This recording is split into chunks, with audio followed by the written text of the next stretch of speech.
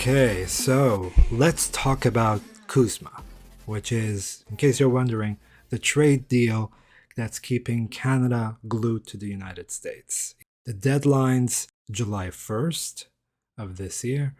Talks are stalling for quite some time, and the United States is cranking up the pressure. Good for them. That is like the worst strategy I've ever heard. They suck. Look, we are a $30 trillion economy, right? We are the consumer of the world, okay? Carney has a problem with us. He gets on a plane and he goes to China. Does he think the Chinese economy is going to buy his stuff? Picture this. 75% of Canada's exports, cars, energy, lumber, flow south, tariff-free, under CUSMA. Every 6 years, it's time for review by renegotiating. We're at that cliff now. July 1st is that line. Miss it?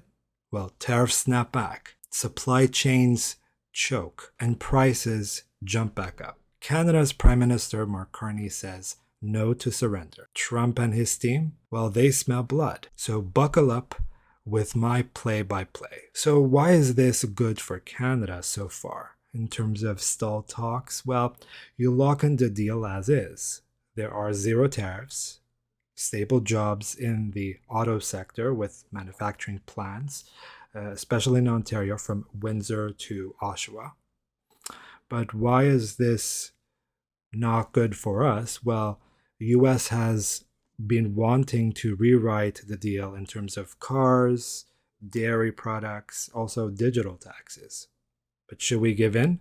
Well, if we do, we would lose leverage forever. Should we stall? Well, so far that's been our MO, but in the long run, uncertainty kills investment. So the real risk becomes, if you have no deal, this would mean that 20 to, let's say, 25% higher costs are going to occur on cars. We're going to have a foodflation. And our families are going to feel this even at the pumps and at the grocery stores.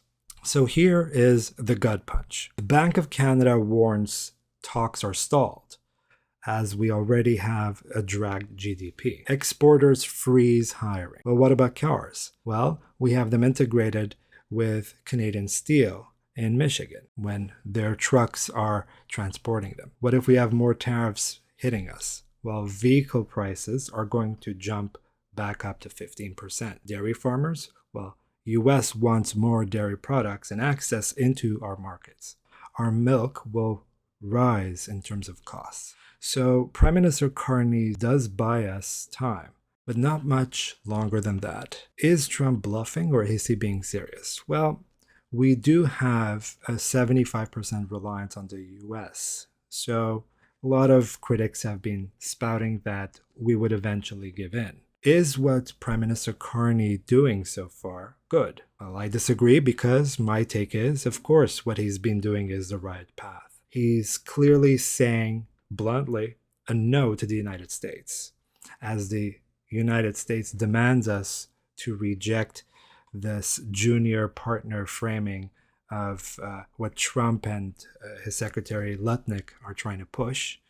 And we're trying to preserve in Canada the political and united capital.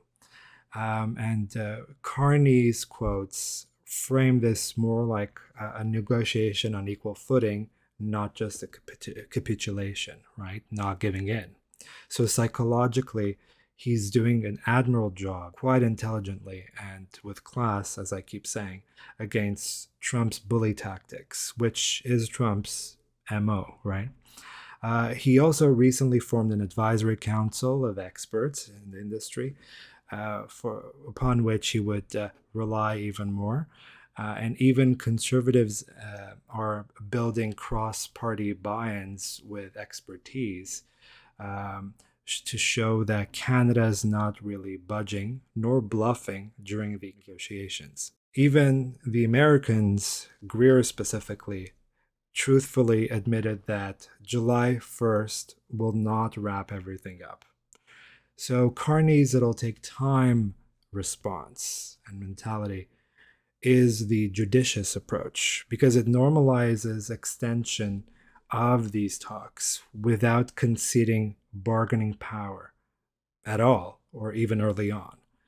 So it's also not going to be rushed decisions because of expedited talks when 85% of the tariffs ongoing during this free trade is already putting Canada on edge. So the tactics are around 75% great so far in the short term. We are not making weaker concessions, and it does rally our allies together. And admirably, what we've been doing so far in Canada is going elsewhere, like the EU and the Asia Pacific.